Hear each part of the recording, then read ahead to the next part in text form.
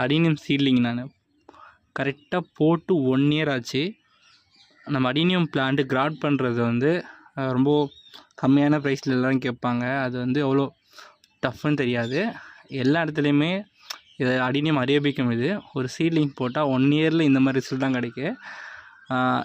இதுவே பார்த்துக்கோங்க 1.5 இயர் இன்னும் வந்த அப்புறம் தான் இதை நம்ம கிராட் பண்ண முடியும். ஸோ 1.5 இயர் வந்து நம்ம பாதுகாக்கணும்.